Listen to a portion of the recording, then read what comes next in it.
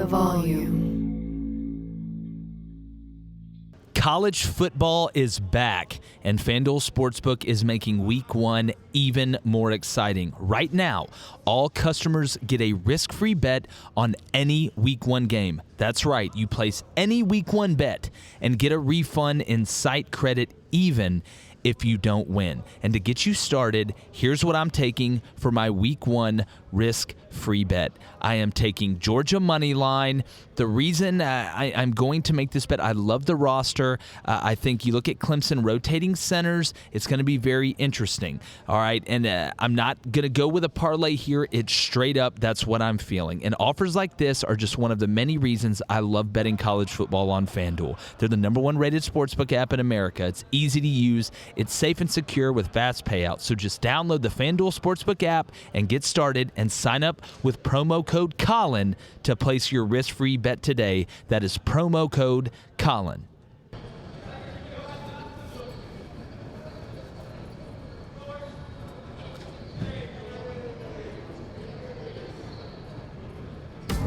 Live from the College Football Hall of Fame, welcome to the J-Boy Show on The Volume, presented by FanDuel and hosted by Jake Crane. This is Roman Harper. This is Derek Stingley Jr. This is David Pollack, and you're watching the J-Boy Show. And you're watching the J-Boy Show. And thanks for watching the J-Boy Show. It's Friday, and we are right now live, as usual, every weekday from 3 to 4 Eastern from the College Football Hall of Fame that is littered with Miami fans right now. We did a promo video earlier, seen some Alabama fans as well. You can tell there's a game happening soon. Unbelievably excited to be here. Make sure you're hopping in the chat. Going to have some great topics. Going to start off breaking down the biggest 3 games. Going to get Brett McMurphy in here to talk about the Big 12 could possibly expand and which teams are feasible from where. Excited to talk with him. We're going to debut our new segment. Something I'm really excited about. We had Punter Go yesterday, had a blast doing that. Now we're going to have our 5-star segment where basically we go through really 3 good things that happened yesterday in college football and 2 negative things that happened. Excited for that. Then the Action Network senior writer, my good buddy Colin's going to come in here, and he breaks it down from such an interesting vantage point. We're going to talk Auburn-Akron, a lot of SEC lines, and then we're going to give you our picks and going to continue to try and get you guys paid. So that's kind of a little rundown of the show, and I want to start with obviously what everybody's been talking about. There's 3 games, and obviously they pertain to SEC teams, and I want to break down those 3. Alabama-Miami, LSU-UCLA, and Georgia-Clemson. I want to start with the LSU and UCLA.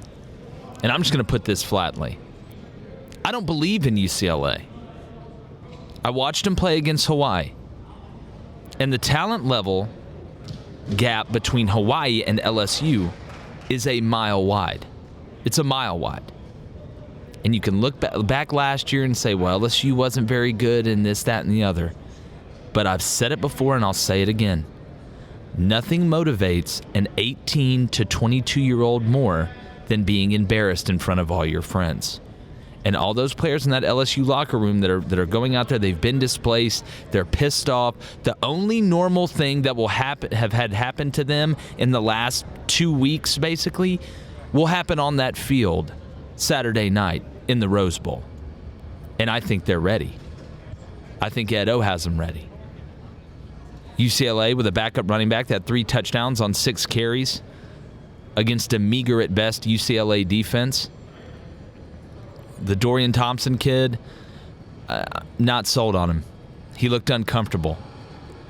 And that was against Hawaii. Had some drops, I get it. And we'll talk about a little bit that more with Colin as we get into it. But I do not see this game being close. You look at the spread, -2.5. What do you know that I don't know? Like, you're either not telling me something, or, you know, as Blaine said, that the twins you have in the basement that can see the future are just somehow telling you what's going to happen. I just don't see it. I think LSU gets after him early and often. I love Max Johnson at quarterback. I'd take Max over Dorian 10 out of 10 times, and I think they're pissed off, and they're the better team. Now, you can look at it positionally and say, all right, well, if UCLA can protect the passer, it'll give them a chance. I just don't believe in that kid's throwing ability. And then you put Ricks and Stingley on each corner. You have the monsters that are running around for LSU, and make no mistake, they have a ton of talent. LSU is not devoid of talent. The offensive line's a little bit of a question mark. I think that would be the biggest question for LSU going into this game. But I don't think they have a problem with UCLA. And I think they're gonna bring the juice. I really think LSU is going to take over the Rose Bowl, not only from a number standpoint, but from a playing standpoint. Jake Peetz, the new OC. Book's not out on him yet. We talk about it all the time on this show. Eventually, guys catch up. That's in every sport. Defenses catch up. But the book is really not out on Jake Peetz and what he's going to do and the way he's going to call it. And I don't think UCLA could stop it either way. I like LSU big in that game. Going to another big one. And another one that I don't think will be close. And there's a bunch of Miami fans around me right now, and I'm not afraid to say that I think Alabama is going to skull drag Miami all over the field tomorrow night, just right across the street here in Atlanta. And don't give me the De'Aaron King is the X factor. Let me tell you a story. It's not going to work. Alabama is as athletic as any defense out there. They're going to keep him contained. They're not going to let him extend the play. They're way better than Miami is up front. That defensive line is going – they're not only going to two gap, okay, which is basically where you're playing two gaps because you're good enough. The pass rush off the edge will overwhelm De'Aaron King. I think in the UCLA game, there'll be 3 to 4 turnovers by UCLA. I see Miami with at least 3 turnovers and 1 as a defensive touchdown for Alabama, and do not sleep on special teams either.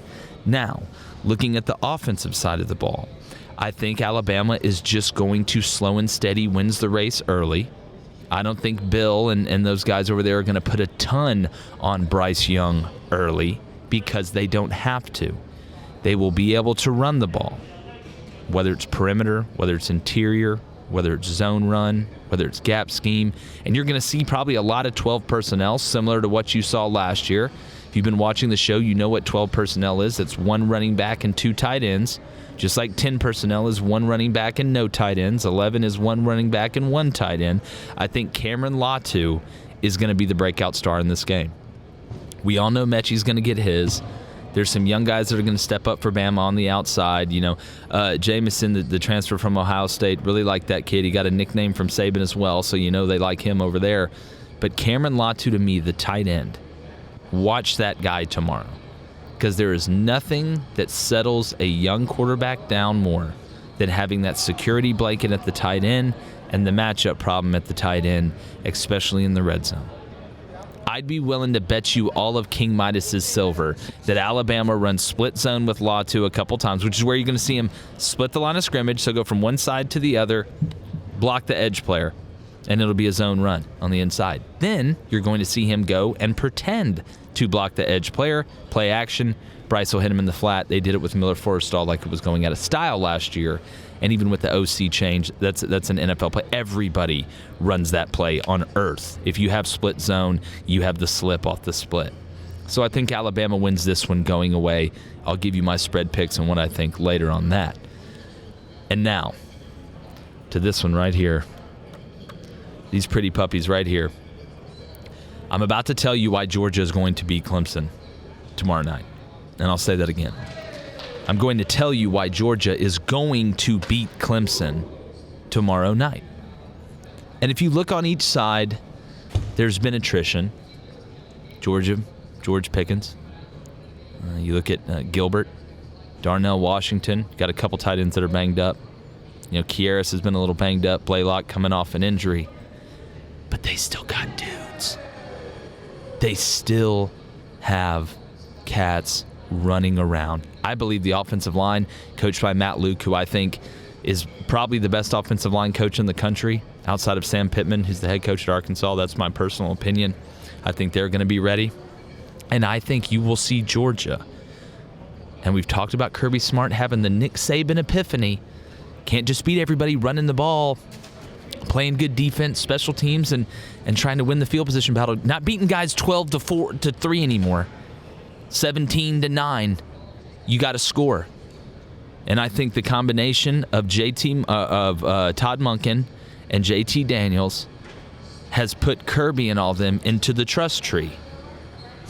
To quote old school, when they're there, the tree of trust. And I think they're going to be aggressive on early downs. I think you're going to see more of a pass-to-run offense and maybe more of a tempoed, different formations early, throwing a lot at Clemson and being really aggressive offensively tomorrow night. And I think when I look at Clemson, with Tyler Davis being out, that's a big loss on the defensive line. You know, they've got really good players around him. You've heard Justin Ross is a little limited. But the key is rotating centers. And Dabo has talked about this. If they rotate centers during this game, it will cost them way more than any receiver, or really any more than any defensive lineman. I would rather rotate quarterbacks than rotate centers. And you can ask a lot of, we can get Cole Kulick in here and ask him, you know, legitimately. He'll tell you the same thing, I bet. That is one position that is so nuanced. Snapping and stepping and blocking is the most underrated skill in sports, I promise you. It is not easy. You're going to get different snaps out of the gun. Cadence may throw a guy off, change up the chemistry a little bit. That is going to have a huge impact. And I'm not 100% sold on this Clemson offense. The offensive line is a big worry for Clemson. And you are playing guys like Jordan Davis. I mean, even Adam Anderson, a guy that's going to play outside backer and come and rush the passer. I mean, you are playing against pure NFL talent in this front seven. And if Nakobe Dean can just run around smacking people, it's going to be a long day for Clemson. But there's also another caveat here, in my opinion. Georgia is so hungry to win a championship. And we talked about how much was at stake for Edo and LSU. Georgia wins this game. You have pretty much bought yourself a ticket to the playoff, to be honest with you. You can now afford to lose a game. You can afford to maybe drop that game against Bama in the SEC championship, or maybe you stumble somewhere during the season. But if you think the pressure on Kirby is a lot now before this game, watch what happens if Georgia wins this game.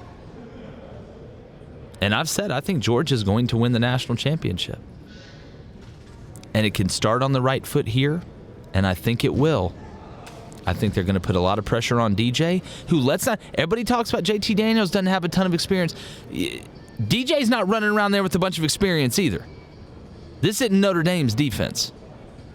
I promise you that. So when you look at this game in total, Georgia can tackle in space. That's huge.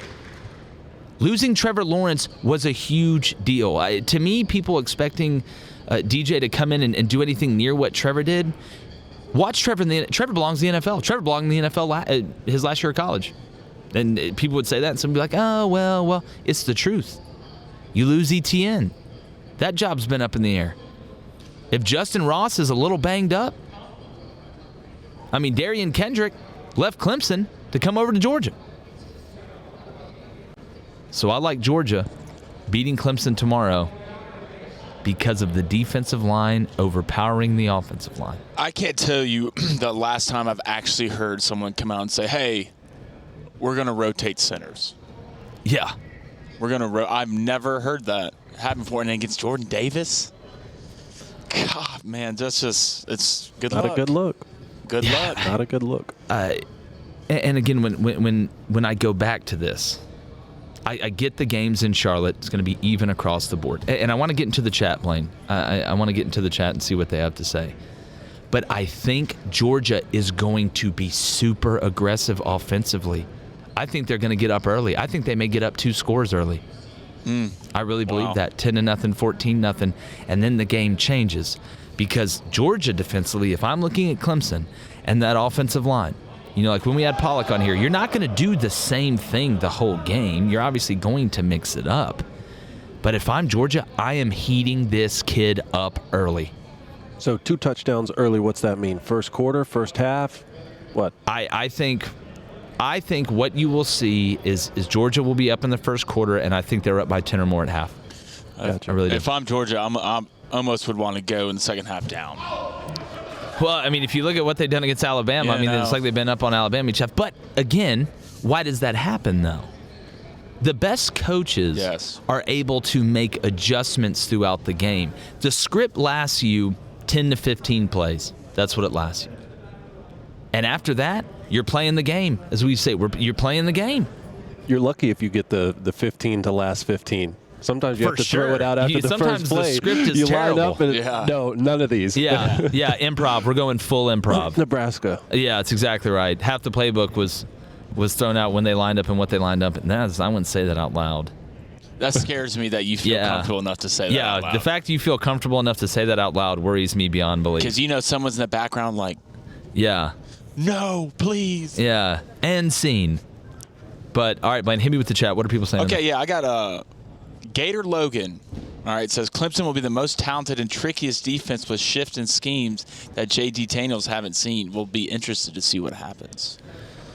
Well, I mean, I think it's hard to say that because JT's seen a lot. I mean, I don't think, unless Clemson's playing with 12, you're not going to get a ton of stuff. They may stem late, but I think Georgia is going to come out offensively in a lot of formation into the boundary, giving them weird looks, giving them weird motions. I think they're going to throw the kitchen sink at them a little bit and try and find out because Venables is such a groove guy that, like, when he's in a groove, and again, calling plays offensively and defensively are two very different things. Because you're really not calling plays defensively. You're reacting to what you're seeing offensively. For example, I look over on the other side, and I say, all right, well, there's a tight end in the huddle. Here they come out. All right, one tight end's out, one running back's out. All right, it's 11 personnel. Here's our call. You give your coverage, you give your front, whatever, your stunt, blitz, whatever in the order you want to give it. And then you see what they line up in, and you have to have checks built in because if they're coming out in 11, or just say 10 personnel, no tight end. Let's make it easy.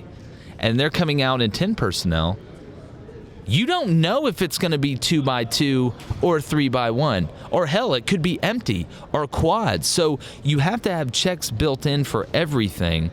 But really the feel as a defensive play caller, in my opinion, is aggressive or non-aggressive. Yeah. And that doesn't just mean blitzing. Man coverage. We feel like, well, watch Alabama, how talented they are in the back end. They say, okay, it's 3rd and 8.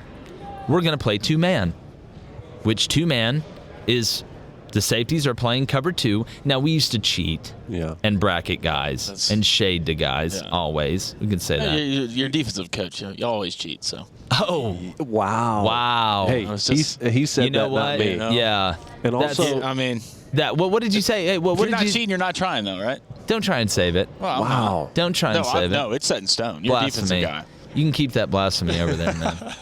It's like when you looked at me and said all defensive coaches do is say, all right, run to the ball, guys. No, that's mine. That's yours? That's mine. Yeah. Sorry. Hey, come on, let's run hard to the ball. There it is. Actually, that was that Coach Leffler? That was Coach Leffler. Yeah. Well, they may need to run the ball a little harder at Bowling Green. Wow. Hey, I you thought said this was that, not me. Hey, but they did. Hey, they didn't. They did cover though, right? We'll talk about that I thought later. this was a cool stat from shout out Rufino. It says 80% of teams that lost or replaced their center last year lost the following week. Wait, what is it again? Say it again. It said 87% of teams that lost or replaced their center last year lost the following week. Wow. That's a good stat. It's the truth. I'm just telling you guys. It's like you say with kickers all the time. The players be making fun of the kickers and whatever. I'm like, how many of y'all can throw a ball? A lot of y'all. How many of y'all can catch a ball? A lot of y'all. How many of y'all can kick this ball through those uprights from 45 yards away? Not a lot of y'all. True. A lot less of y'all that can do that. The center, it's kind of niched like that. Because, imagine having to snap, step, and block Aaron Darnold. It's really tough. And we always talk about chemistry between the quarterback and the receiver. The chemistry between the center and the quarterback is huge, especially if you operate out of under center and the gun. That cadence, knowing how to cheat it a little bit, knowing how to get him to jump a little bit, having that feel with the guards next to you, which makes the tackles next to them feel better. You're the captain of the offensive line, and And if you came up to me and said, all right, Jake, you have to pick one position player to do your taxes, and they can't screw up or we're taking all your money, I'm going to find whoever the center is. Because typically he's the smartest guy on the offense. You're like, oh, yeah, well, Brett did that Rubik's Cube in 37 seconds. Didn't even look at it. Yeah. Like a pursuit of happiness situation. Yeah, he's majoring in quantum computing. Yeah, he's majoring in bullet trains and science revelations. But again, it's such a nuanced position. You got to make checks. You got to identify the blitzers. You're the glue. So I'm just telling you guys, whether it's a bad snap, whether it's struggling to block, giving up penetration on the inside, which kills gap scheme, power, counter, insert, trucks, all of it, because it creates a pileup. That's a big deal. And it's the first game of the year. It's not like we're in week 6 and both of them have played and the offensive linemen are kind of used to it. It's the first game, and you're looking across Jordan Davis. Yeah, and it's a huge game. Oh. It's a huge game. Huge. And it's bigger for Georgia than Clemson because I think Clemson would have a better chance to go undefeated after this. I want to ask you about JT Daniels. That's what I want to talk about. Okay. What does he need to do to really to win this ball game and to play well and to light Clemson up? What does he need to do? Are we going to see him? Are we going to see him under center at all? Are we going to see a lot of play action? I think you'll see it mixed up. I think, and Colin brought up a great point when we bring him on. I think they're going to sugar huddle too. I think you're going to see different things. Here's what JT has to do. Don't have to do too much. Okay. In my opinion. You don't think he needs to have an otherworldly game to beat Clemson? Well, a lot of it depends on how they're going to call it, which I think they're going to put the ball in the air, but you can throw for 400 yards and not have a good game, as crazy as that sounds. Definitely. These days, for sure. The system, if you're just throwing the ball every time. But I think he has to hit on his deep balls because I think they're going to have guys open. I really do. And that's one of JT's specialties. I was talking about, I think he can throw the fastball, the changeup. He can throw intermediate game, short game, quick game, vertical game. He can slip the slip screen in there, lollipop it over a defensive end's head, just stuff like that. But don't be afraid to throw the check down. Because Clemson is a very opportunistic defense,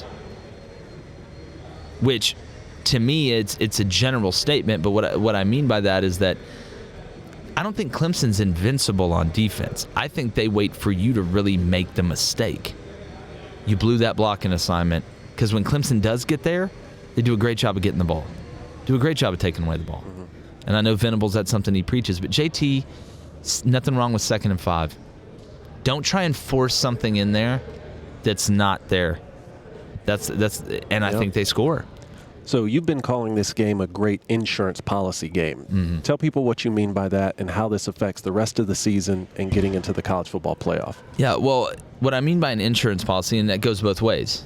So if you're Georgia and you win this game, like I said, you basically insured a loss. Or maybe even 2 losses if it works out right. So if you slip to Florida later, if you slip or something like that, SEC championship, one of the other. The way I look at it is, you win this game, you have now bought yourself if you lose to Bama in the SEC championship, still making the playoff. Yep, that's what I think. Now, if you look at Clemson, they win this game with their schedule in the ACC, they'll probably go undefeated. Honestly, but if they lose this game, they still can go undefeated. And when it comes down to pick them, they can say, well, our only loss is to Georgia that's either in the SEC championship or won the SEC. Like, I think they will. So it's insurance, but 2 different ways. I think it's an interesting way to look at it. Blaine, what we got in the chat? I've got a question here from Drew Dismukes. He says, will blowout from either team affect either team if they both win out in the long run? That's a great question. I mean, a blowout. If somebody gets blown out, it's obviously not going to look as good if it comes down to it and you say, well, we lost to Georgia by 30, but it was Georgia. But again, if the team that does the blowing out, that wins, I mean, it's a huge confidence boost. I mean, it's a huge springboard into either conference season.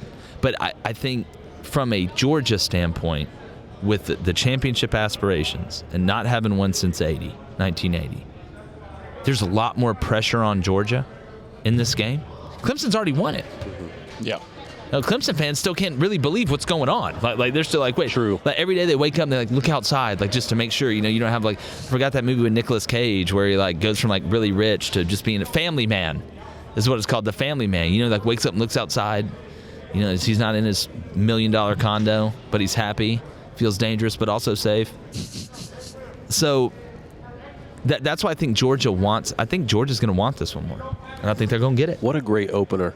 I mean, what a great opening ball game, man. We're going to find out so much about the landscape of college football. I don't know. I'm trying to have a better think. opener? I can't think of one. That I think is going to be a great game, too. Yeah. We talked about Bama pulling Florida State's pants down in front of everybody in school a couple of years ago. Into Mr. Glass. Yeah.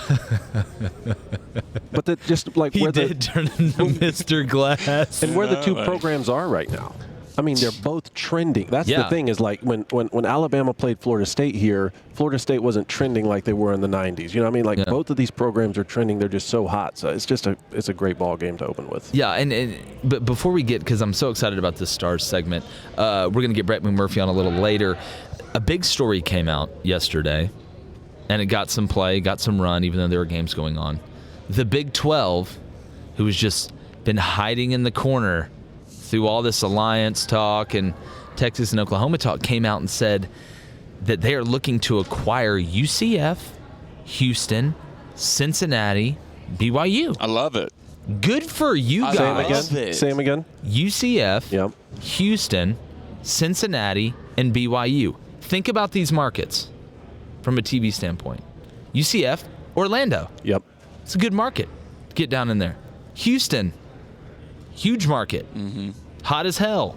Cincinnati, pretty big market. They love football in Ohio. And then you got BYU, Salt Lake City. So really kind of Carmen Sandiego in this thing. I like it. Good for them, though. Yeah. At least somebody is trying to do something other than stare each other in the eyes and read poems. We've been waiting to see something like this. Yeah, if I have another lawyer that runs a conference in college football say that contracts aren't important, I'm going to puke. Kevin Warren. Ew. Like, don't look at me and lie to me. You might as well just, look at me and be like, the sky is purple. Like, then I know you're either crazy or you're just straight lying to me. Like, Kevin Warren, don't lie to me. Like, we're stupid. You going to tell your kids that, Kevin Warren? No, don't worry about a contract. Go do the work. I bet he'll pay you. I'm sure he'll pay you. Yeah. What's his name? Oh, it doesn't matter. He'll pay you. Yeah. But I love this for the Big 12. I like that ad. Those are good ads. I really think so. I hope the Big 12 survives. Yeah. I don't want anybody to die, even though, it's like back in the days, the SEC just came over and took your two biggest pigs, from your farm. Son. Two biggest pigs. Yeah, like the king's listen, the king wants your son. You need the seventh son of the seventh Yeah, that's day. exactly right. Rumpelstiltskin. Listen, King Sankey needs your youngest son. A lot of good rumors about that kid going on. How tall is he? Wow, really 5'10". Good. Yeah, good. Well, He's the tallest guy in the village. We could do one of two things here. We can go to your 5-star performances from yesterday, right? Or we could go ahead and go to Colin Wilson. What do you want to do? Talk about some wagering or go to your 5-star performances? Let's go to Colin, then let's go to the 5-star performances. Okay. Because this conversation was so good. And if you think of it from a mathematical standpoint, I mean, Colin is basically a robot. Like the way he explains it, because they look at the math of it, and I get that. I just, this isn't a beautiful mind. Like I'm not gonna be able to look in there and dissect the numbers. It's an investment for him. Yeah, I'm going straight off feel and knowledge. You're a coach and personal experience. You know what to do, coach. Coach picks. Let's get him in here. As promised, very excited to welcome in senior writer for the Action Network, has a great podcast, Big Bets on Campus, BBOC, to some, Mr. Colin Wilson. Colin, what's up, man? Welcome to the party. This is great. I mean, you're actually at the party. I would kill to be in your seat with all of this. I mean, this is going to be a college football playoff game, the first weekend of the season. Amazing. It is, and being here at the Hall of Fame, I mean, it's been a ton of Miami fans, Alabama fans rolling in, taking shots at the field goal in the net. Let's start. I'm going to get to Georgia Clemson in a second, which to me is obviously the mega game of the weekend. But Alabama-Miami, you're looking at the spread. People are wondering what to do. Just your feel on it, because to me, Colin, it's hard for me not to take Saban in game one with what they've been doing, regardless of who they replace. Yeah, and that's the problem that you have as a gambler and an investor that relies on math and plenty of advanced statistics. This number should be 14, but we continue to pay high price tags on Alabama because they had a season of perfection They went 9-4 against the spread last year. Even odds makers couldn't keep up with them. So when you look at this game against Miami, you say, well, I should take Miami and all these points because it's completely overblown. But the biggest handicap in this game is that De'Aaron King, when he faces a high-level defense that can tackle in space, he gets shut down. Clemson shut him down. Yeah, he had one explosive play and then only like 28 yards on 13 carries after that.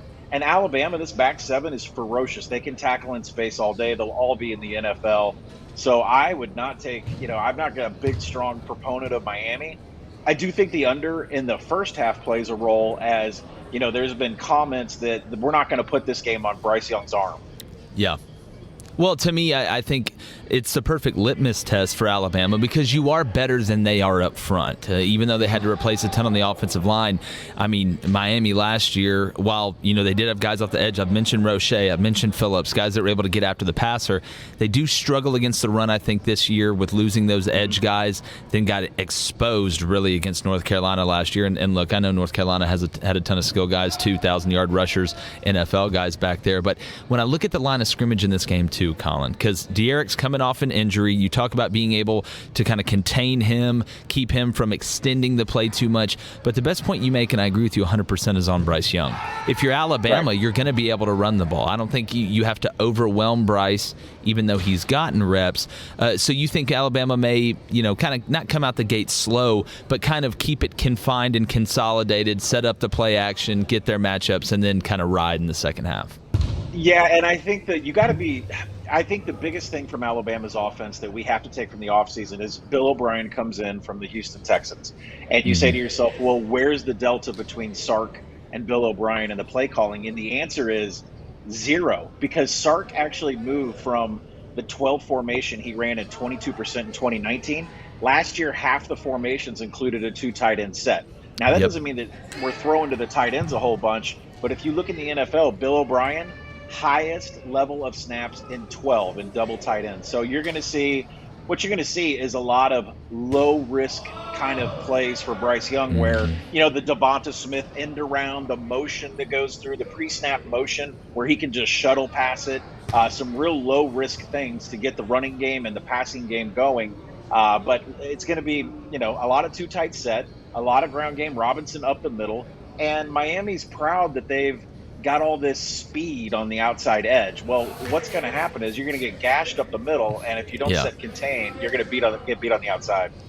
I couldn't agree with you more, Colin. I think it's how it's going to go. I think Alabama's game plan is going to kind of be like on Star Wars, and I know they got out. All right, I know they got out alive, but when they're stuck in that like trash compactor, you remember, and it's like the walls are closing in on them. I just think that's what Alabama's going to do to them the whole game. We're just going to close in the walls, and you can't stop it. Yeah, look me in the eyes. But moving on, again, it's a game to me that I look at this line, Colin, and I'm like, all right, I feel like I know what I know. But LSU, -2.5 at UCLA.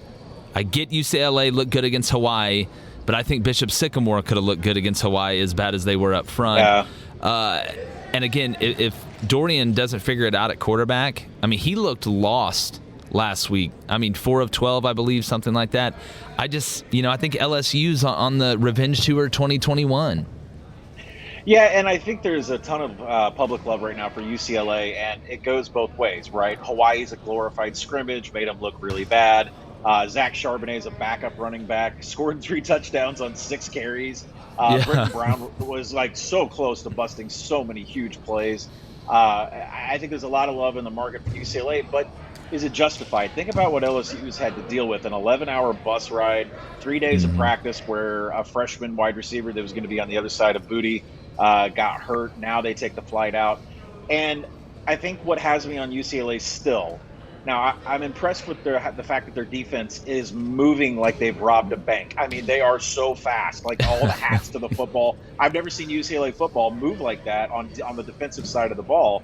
But I think what's really important is the LSU offensive line. Can they contain this rushing attack to where DTR doesn't have to go back and passing downs and throw all over the place, which is where the mistakes happen? And I'm getting a little bit nervous about LSU. If you look at Ali Gay, he returns at defensive end. He has had issues just year after year and in preseason camp with setting the edge, setting the contain, which makes that a point of attack for Charbonnet and for Britton Brown and for DTR. And then you look at Neil Farrell. He's had one of the highest missed tackle rates inside at defensive tackle. And then there's this Mason Smith kid, 6'6", true freshman. Monster. He is a mountain of a man. But he's playing his first game in the Rose Bowl. What's going to be the jitters inside this kid playing in the Rose Bowl? So there's a lot of problems in the defensive line where I think there's some gaps that the running game can expose that'll keep DTR's throwing down. Now, I will say there were 5 wide receiver drops against Hawaii. DTR did make a couple of good decisions in pressured situations to throw the ball away, but it's still a crapshoot. And it was a scrimmage game, But definitely UCLA is the side I'm on. Oh, okay. I like that. I like the diversity here. It's not just a ship used during the Civil War era, to quote Ron Burgundy. And I want to get to Georgia Clemson here in a second, Colin. Then we're giving our picks after this. But Auburn-Akron, I keep getting asked a lot about it because, look, I get it. Akron, and I was shocked that Bowling Green covered against Tennessee yesterday. I think it shows you, honestly, where Tennessee's personnel is. But when you look at this Auburn-Akron game, I believe it's at Auburn minus 37 right now. How does that number feel to you? It is a little bit too high. It's a number I make 35.5, but there is, things with Akron that are happening off the field that I would never buy an Akron ticket here whatsoever. The only playmaker they had on the team was Tion Dollard. Tion Dollard, just a couple days ago, was officially released from the roster, no longer with the program. He had a felony weapons charge on him, and he was an explosive runner. He's the reason that Akron beat Bowling Green by like 30 last year. And now that he's not with the team, this is going to be tough sledding. Brian Harsin wants to come out, and he wants to put some dressing on this. And I think what's most important is when I did a deep dive on all the Boise State quarterbacks that he's coached, he's really turned them into extremely productive, explosive quarterbacks. All of them had a 2-to-1 ratio in big-time throws versus turnover-worthy plays. That's good news for Bo Nix. Now, I think what's interesting to me is if Bo Nix has like 2 or 3 bad series, you're going to see TJ Finley right away, which is another reason I would never take Akron, is because TJ Finley is the one that finishes up this game. Auburn can cover this spread. I agree. It's would it be worth maybe buying a point, buying it down to 36? Would that be, am I reaching there? You're asking a guy that had over 68 last night in Central Florida at Boise State. Woo, I got it at 69 early, Colin. I got it at 69 early, and I was sweating because Daddy needed that one.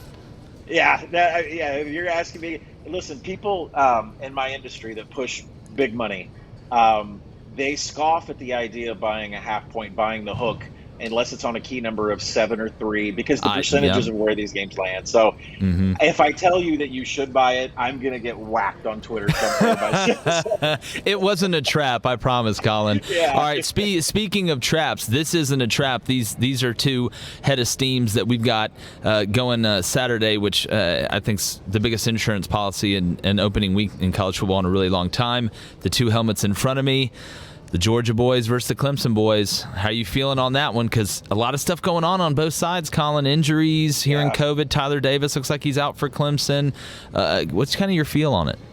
Yeah, this was a whole Georgia play. I can understand why it started 4.5 and it's down to 3, and I can understand all the money preseason being on Georgia because I was one of the ones that was amping this up, expecting tight end Eric Gilbert to be available, expecting their second tight end Henderson to be available. They're not. Some banged up wide receivers for JT Daniels, but you can't ignore the fact of what JT Daniels was the last 4 games of the season. What impresses me most about JT Daniels is that his first half against Cincinnati in the bowl game was garbage. And in the fourth quarter, he led 3 scoring drives against a bunch of guys in the Cincinnati secondary that are going to be playing in the NFL. JT Daniels will find ways to get it down the field, and you're going to have to, because this Clemson front 7, if they control the trench, they'll win the game. But I think JT Daniels is going to have about a 1.5 second release time. He's going to attack that secondary. And don't forget, this Darian Kendrick transfer from the Clemson secondary to the Bulldogs secondary, that is monstrous, because now he knows all of Venable's signals, play calls, looking over at the sideline, getting the play, cheating and getting sign stealing. I wouldn't be surprised to see Todd Monken come out and do a sugar huddle, formations that Clemson's Brett Venables has never seen on tape before. I think JT Daniels is going to go deep, and he's going to go deep quick. You go on the other side of the ball, DJ's going to try to do the same thing. I think Georgia's just going to have a much more productive game. There's a lot of questions around DJ, offensive line, skill positions, everything. Yeah, and especially if Justin Ross is limited. Obviously Dabo's not going to release any of that stuff 2 hours before the game, which I don't blame him. I would do the exact same thing, did the exact same thing. So go ahead. How is Lynn J. Dixon not the starter? Like the ability not to name a starter. I thought Lynn J. Dixon, this is a guy that was pushing Travis Etienne a couple years ago, and now he can't win the job outright. So complete shock what's going on in the backfield there. Yeah, for sure. You just, hope it's a good surprise. You always have your good surprises and bad surprises as you get through fall camp. But, Colin, this was never a surprise. I knew it was going to be good, my friend. Where can everybody find you on social media and find Big Bets on Campus? Yeah, @_Colin1. That's Colin, Collin, 2 L's, on the Twitter. You can find all my written work over at actionnetwork.com. And, of course, the Big Bets on Campus podcast. My co-host, Stuckey, and I, we review everything on the slate. I think we spent 20 minutes on an FCS game last night, and nice. We are big proponents of Western Kentucky football. So anything that you need in college football, you can find us there. Colin, definitely going to have you back, brother. I appreciate it, man. Let's do this again soon. Enjoy your football watching this weekend, my friend. I feel like Charlie, just got my ticket to the chocolate factory. I love it. I'm going to be all up in that chocolate. All right, let's get it. That last part killed me with Colin. That was hilarious. He's cool, man. He's a cool guy. Wow. Smart guy, too. Really appreciate that. So there's some knowledge for you. He's on the UCLA train. I just don't believe don't it. Get it. Nope. Hashtag don't get it. The odds makers know something we don't know, and I don't know what it is. I know what it is. What? There's 2 twins locked in the deepest, farthest basement on Earth who can see the future. I've seen that movie. Yeah. Well, this is somehow this is going to parlay into Blaine trying to pitch his Aliens versus Inner Earth movie. Look. I mean, all right, It's guys. never getting off the ground. All right, it's already off the ground. There's already a lot of conversation. Spielberg left me a message the other day. He's pretty excited about Unsubscribe. Yeah. No. Jeez. Yeah. No. This commercial break's brought to you by. No, but I want to get in this next segment. This is going to be so much fun. Cone, tee it up, kind of let the people know what's going on here. 5 stars, okay? I want you to give your best performer from last night your 5 stars, next best 4 stars, so on, until we get to the not-so-good performers. All right, well, I'm going to start with my 5 stars, my 5-star of Thursday. UCF's mental fortitude. I mean, just the guts to come back in that game. And look, I've been as critical about Gus Malzahn as anybody. I thought it was the right move for him and Auburn to part ways. And I hope Gus has success. Like, I don't not like Gus, and he's in a great spot.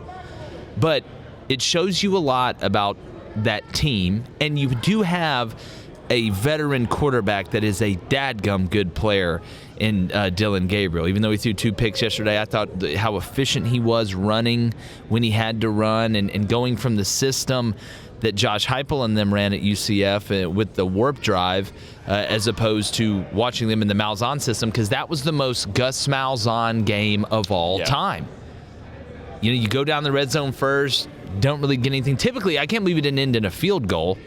I think everybody realizes where I'm going with there, but kudos to them. That team has a lot of guts. Boise State is not an elite team. Got a good quarterback as well.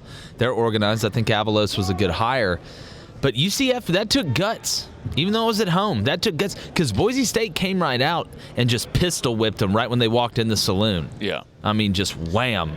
Gus seems like a good fit. He does. At UCF, yeah. You know what that hair, though? He looks just like the generic coach on the NCAA football games. Stop it. Like coaching Tiburon. Yeah, he coaches at Tiburon.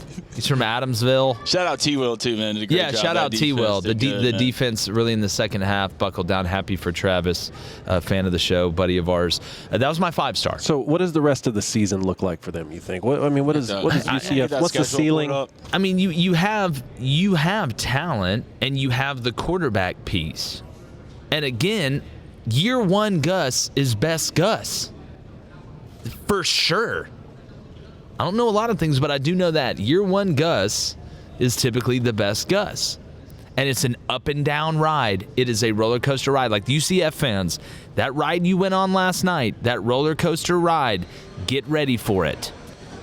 I only see a couple games on their schedule that they even need to be worried about. Hit me with it. Hit us All with right, it. so next week, nobody. They got Louisville week 3 on the road.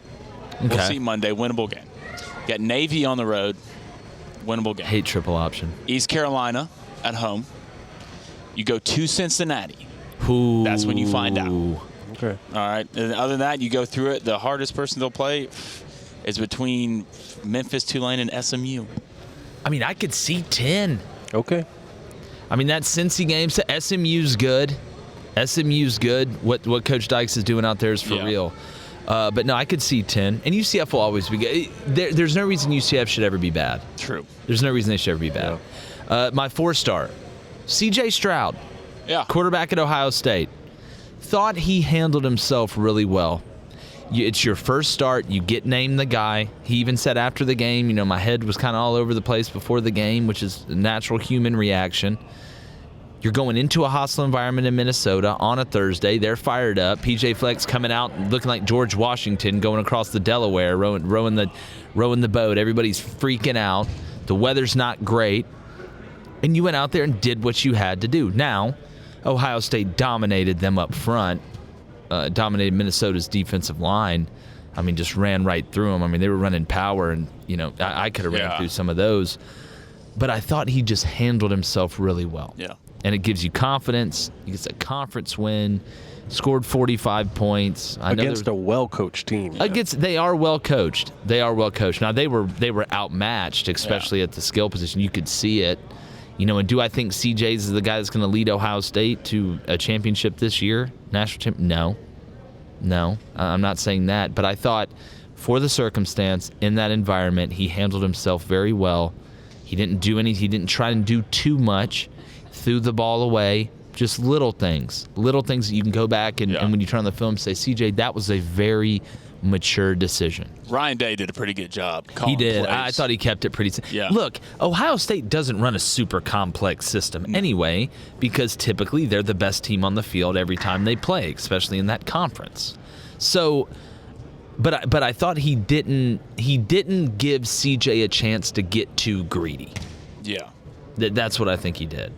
And, when you're able to run the ball, that helps out a ton, too. So my 4-star is C.J. Stroud. And down at half, too. Down at half. That's what I'm telling you. And we talked about this. We put it out on Twitter, and a bunch of people say, this game's going to be a blowout early in this, that, and the other. Minnesota was always going to try and make that game ugly. Whether it was getting in the Wildcat, stunting a ton up front on the defensive line. They were going to try and make it ugly, and they did. But it's just like gravity. I mean, eventually, you can fight it as much as you want. I can sit here and try and just jump in the air as high as I can, just keep going up. But eventually, gravity just puts you back down. That was as vulnerable as I've seen Ohio State in a while, and they still won by 2 touchdowns on the road against a well-coached team. That's what we're dealing with up there. That's how much the trenches can make a difference. It makes all the difference. That's what, in my opinion, separates the SEC from everywhere else. Yes. That's exact. Because, listen, you can go get skill players from a lot of conferences. There's always a receiver out there. There's always a receiver out there. There's always running back out there. Center, we talked about it earlier. If you can be the best up front, look at what Jimbo's doing at A&M. His whole goal, build it inside out. Mark Stoops at Kentucky even. It's like, listen, if we don't get linemen, it doesn't matter. Like, we can run whatever, but it doesn't matter. My 3-star, NC State's defense. Shout out Blaine. His pick yesterday had to come back after the New Mexico State disaster. Barber, I told you. Yeah, that was the biggest disaster in New Mexico since the aliens crashed there in Area 51. Feels good. Boy, I've been saving that one. Coming back from a 30-3 New Mexico State disaster. Yeah, to just a 45-0. Nothing. Yeah, Blaine at first half was just looking at me, just He was feeling good. He was feeling good about it. And listen, NC State's quarterback didn't play great either. I don't think NC State's elite on offense. 7, the Henry kid's a stud. But the defense, and I know USF's bad, and I'm going to get to that. But they were, and this is such an overused term, they were flying around out there. I mean, they were tackling guys in open space. I mean, corners were coming up, hitting guys. But they weren't out of control. And Dave Dorn said it best. Coach D said it best. I challenged them before this game, how mature can you be? And they were very mature throughout the whole game. You didn't see a bunch of illegal procedures. You didn't see a ton of special teams mistakes. They were just solid. And as a head coach, when you're more talented and you're a better team than somebody, that's how you go out there and really bury them. You bury them with consistency. The NC defense woke up and chose violence. They chose violence. The Wolfpack defense woke up and chose violence. Nice and as a defensive guy, I'd always want my defensive guys to choose violence on the field. We don't condone any off the field. Correct. Violence. All right, now the not so good. My 2-star, Tennessee. Look, you basically played, for lack of a better term, a bunch of guys that just got out of high school. Not to cover on that, and they came out. And I'm going to get to the biggest part about this whole game. They came out, scored twice, was looking good, and then just fell off the earth. And Joe Milton did not overly impress me by any stretch of the imagination. Look, man, and I know quarterbacks got to protect themselves. You're huge. A giant. 6'5", run. 245. When you're going to run. Say what you want about Cam Newton. Say what you want about some of these other guys. And they protect themselves and knew when to slide. But they were running. When they got out of the pocket, they are running to try and score. Joe Milton, to me, and I don't think he's soft, but, he wouldn't even attempt to try and get the extra 2. There was multiple times he got tackled a yard and a half in front of the first down line. I understand getting tripped up, but he could have lowered his head or lowered his shoulder and ran through a corner. You're huge. You're as big as the D lineman. And he has got to develop some touch on the deep ball. And there were 2 terrible drops from the same person, but you thought Kellen Mond was overthrowing guys? I love watching, sometimes I watch him God, this guy has a cannon. God, congratulations, you can throw it 100 yards. That's exactly. There's a lot of guys that could throw 95-mile-per-hour fastballs that never made it to the majors. Yeah, you're going to have to be able to do something else. Yeah, throwing a hitch 100 miles per hour is not the move. There's a reason he's not at Michigan anymore. And, that's something you, as a Michigan alum, former Michigan quarterback, you talked about the running and how he doesn't really finish runs and that he doesn't run like you would think, and that also he struggles vertically with the deep ball, and you have to have some touch, man. Yeah, and I've been tracking him for a while because he came from Pahokee, Florida, down there where my dad's from, Belglade area. And I don't know. I don't know if it's going to be a situation where these are things that he can fix and he can be a Cam Newton one day, or if this is sort of just his pedigree and this is who he is. I'm not sure. It was just so weird watching him, especially the drops he was getting. He wasn't even. Talk about this, man. Expound on this. Tennessee fans need to hear this. He was so comfortable in front of that offensive line because you're playing against Bowling Green. Yes. It was like you ever had a Road to Glory player in NCAA and you put it on varsity. Yeah. Right, and you get on there and you can just sit back in that pocket for 13 seconds and point guys. He was to where pointing. you're going and still not look good. It's frustrating. And Tennessee fans, I'm telling you, what you just saw. That kind of drop and what he was doing in offensive behind the pocket, that will never happen again. No. And before we get to the 1-star, I was very interested to see if Tennessee was going to operate at the same speed that Heupel did at UCF, because they are not built defensively from a depth standpoint. You can get away with it against Bowling Green, and I was watching their defense in the second half. Their defense is going to get worn out. There will be games where you will see Tennessee go up 7-0 and then get beat 58-17. Because your defense, they were going the same pace. It was really weird to watch UCF use a new system with Gus Malzahn. It's basically like watching Auburn and then watching Tennessee look like UCF. But they don't have the personnel on defense or the depth. And really, UCF didn't either. They weren't stopping anybody down there. They scored more points, I think, in the Memphis-UCF game than they did in the Memphis-UCF basketball game. So what do you say to the Tennessee fan who's like, okay, yeah, we would have rather beaten them by 60, all right, but it's a good opening win, all right, we beat them handedly, we had to start somewhere, and they're the more optimistic in terms of what Josh Heupel can do there with a quarterback who does have some experience, even if it was a little sloppy last night. I'm always honest. I think Tennessee is heading for disaster running that style of offense. I'm not going to lie. Tennessee fans don't deserve to be lied to. I'm telling you guys right now, it is going to be bad when they start getting in the SEC and try and do this. especially against teams that have depth defensively, and they don't. Yeah. You have to know your own team. It's complementary football. Gotcha. That's what it is. It'd be different if Joe Milton was absolutely just running around. Oh, if Joe Milton was flying around. Well, still, you don't have the defensive personnel or the depth to do it. So you're trading one in for the other. And as a defensive guy, I could not be like, all right, well, if we give up 35 or 42, that's really not bad this week. I couldn't live like that. Mm-hmm. That's going to be such a tough job. All right, 1 star. USF looked horrible. I don't understand how that happens where they're at. And I don't think you have to be a Rhodes Scholar to have to get in to get in USF. But Jeff Scott in year 2, and they were bad last year, but they looked awful across the board. Offensively, defensively, special teams, disciplined. I mean, you're getting penalties left and right. You're having guys not line up right on defense. You could watch it and see they were misaligned. Mm-hmm. And he himself said it was 100% unacceptable. You're damn right it's 100% unacceptable. And that's on everybody. Players, coach, everybody. And I look at their schedule. I mean, it may be as bad or worse than last year. And if Jeff Scott, if it's that bad, I don't know if he survives 2 straight years of it. And look, there was a lot of, he's coming out of Clemson underneath that Dabo tree. Played at Clemson, was wide receiver. They got Florida next week, too. They get Florida next week. Good night. Then BYU, SMU, Tulsa. Yeah, it's going to be a lot. It's going to be bad. It might be who's playing against South Florida, what's the spread type of year. Yeah, it may be. I found it. Yep. I found the book, the mysterious book. So they looked awful. I don't see them getting any better. That was, it's great for Blaine, who had NC State Loved minus it. 19. When I always Blaine. think of, I've watched them in the past.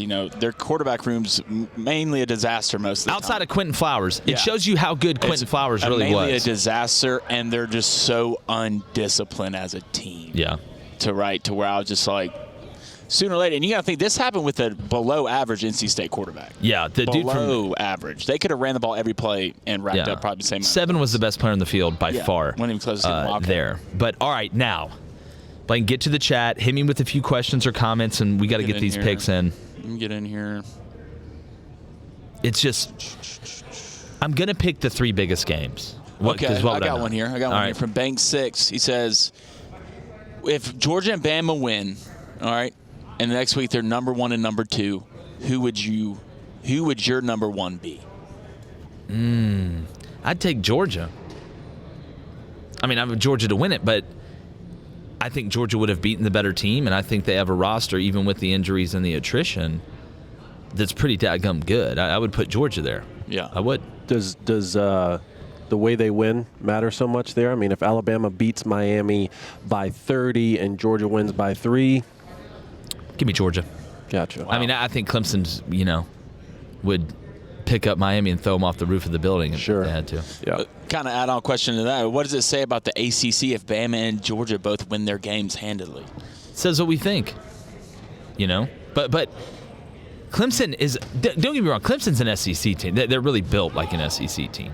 The rest of the ACC, Miami, don't believe in it. Florida State. Love the Norvell hire. Gonna believe in it soon. And, I mean, you can look, North Carolina lost a ton of offensive production. I love the Sam Howell kid, but I don't think they're going to be as productive as they were last year. It says what we always have thought. And outside of Clemson, the ACC is just a bunch of, the same guys that have always hung out. Nobody's really elite in that category. So, a great question there from Banks. All right, we got a question here from Travis Eubanks, and I know we might be jumping ahead, but he wants to know, all right, does Auburn cover 37? All right, me and Colin had a great conversation on this. If you haven't heard it, I would make sure and go listen to that again and then tell all your friends about it. Since Akron's best offensive player is out, I'm starting to really like the Auburn 37. It's smelling like a 52-3 game. It's smelling 52-3. That's a lot. And the total points, I know we looked at this for Akron in the game, 7.5. That's their over-under? Mm-hmm. Wow. Yeah. That's depressing. That is. Half. They don't believe. Vegas does not believe. But all right, feel best about. Okay, and again, we're 7-4, 8-4 right now, something like that overall. This year in picks, which we'll take that 10 out of 10 times, my friend. We're going to try and keep the train rolling. Shout out UCF and Boise for that under yesterday. Wow, I can't believe that hit. That 2-point conversion was getting played. Me and Blaine were just holding each other like it was that scary movie. Oh, man. It's like, hey, let's split up. I'll go down here to the basement, just see what the noise was. It's probably nothing. I just went outside and looked at the sky for 10 minutes. See if the stars started moving and see if the overhit or the underhit or not. All right, so feel best about LSU -2.5 at UCLA. Unreal. What's going on? Sanctions are coming down tomorrow morning. What do you guys know that I don't know? 9 a.m. sanctions. Half the team can't play. I'm taking it. It has to be the travel thing has to play into it. I don't care if they're playing on the surface of Venus. Yeah. I'm taking LSU. I'm taking LSU -2.5. It's a great pick. Great pick. I mean, feel best about it. Yep. And I know we had the Tennessee one yesterday. I don't want to talk about it, but don't worry. Won't be making that mistake again, Coach Heupel. All right, second one, feel good about. Alabama -19.5 at Miami. I know it's a lot of points. It is. And Colin brought up a great point. It looks overblown, but Miami's overrated. I mean, I think everybody that is putting stock, and I said it earlier in the monologue, in this De'Aaron King situation, coming off the ACL, and you're going against one of the best defenses, if not the best defense in the country. I like Bama -19.5. And you already got them at -16.5, right? Yeah, but I got you like them a them all the way time up ago. You like them all the way up to 19.5. Yeah, because when the line came out, it was 17.5 a while ago. So I just bought a point off of it and got it 16.5 to protect the 17. But I really feel like when you look at this game, that Alabama will keep giving Bryce more and more and more throughout the game. They want to make a statement. Coach Saban likes making statements in first games.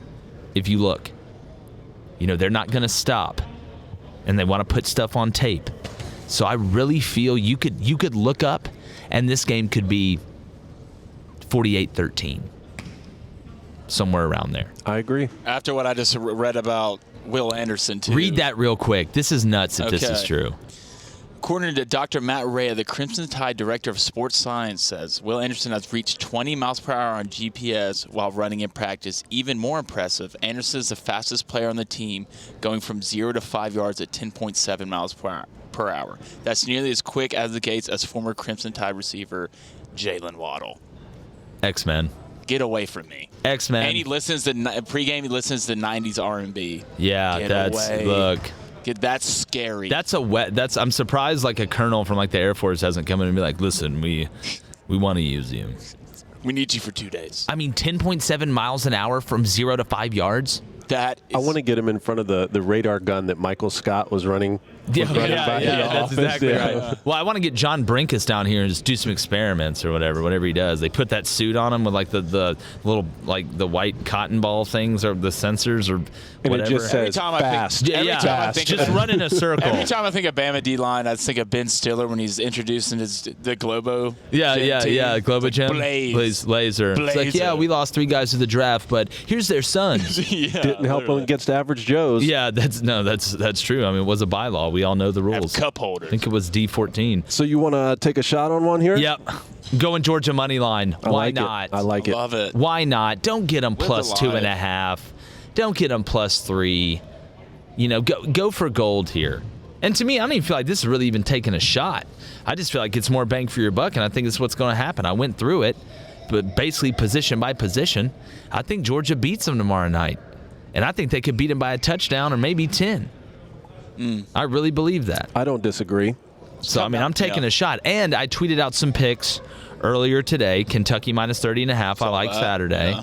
All right. I like Duke -6 buying the half tonight against Charlotte. Okay. The Charlonians or Charlotians or however you say that. So these are the 3 you're on record These are the 3 I'm on record for on the show. All right. Blaine, what you got here? Let's go, boys. All right, let's hype it up. I'm ready. Are you for hot? this. You feeling hot? I'm feeling Heating great. up? Woke up this morning, 2 hop out cups of bed in? like I was possessed. All right, the first one I'm taking for tonight is Wake Forest. It's on FanDuel right now, 31.5. You're going to buy that full point. All right, they're playing against Old Dominion, who didn't play a game last year, and the year before that went 1-11. They're bringing back their quarterback Sam Hartman and receiver Jakari Robertson, and those are absolutely studs. They're bringing back 9 starters on defense. I know it feels like a big number, 30.5, but I promise you, follow me. So you're going 30.5. Wow. I'm taking 30.5. Minus 30.5. Grab my hand. We'll walk together. And also, I have Missouri minus 13.5 at home versus Central Michigan. Coach Drink. I believe in Drink. The quarterback is solid. Stay thirsty. And you should put on the Missouri helmet when you make this pick. They got Kentucky next week.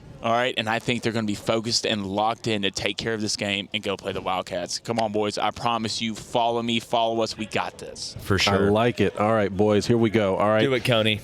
I have a hard time believing UGA Clemson will combine for fewer than 50.5 points. I'm taking that over, and I really like it. All right, I like that. And now, my boy from Michigan, Nicky Shea, the OC at Indiana, with Coach Tom Allen and one of the best quarterbacks in the country returning, Michael Penix Jr.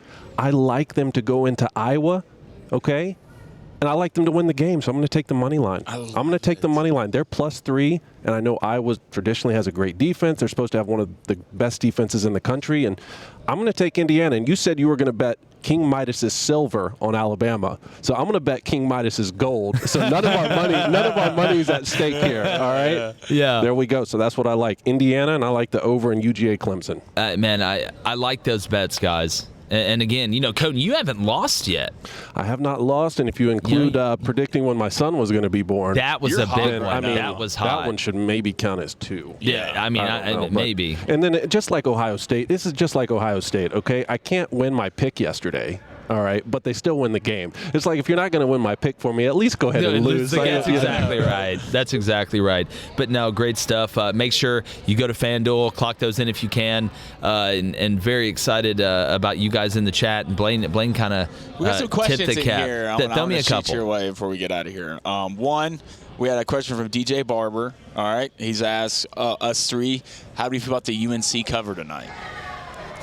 Okay, here's that 5.5. Here's what I would take in the UNC game. The over, I think it's at 62.5. Because I think, North Carolina's lost some weapons, right? But Downs is really talented. They've recruited really well. I think they're going to have some young guys step up. I know they lost Daz Newsome, which is one of the coolest names ever. They lost 2,000-yard backs.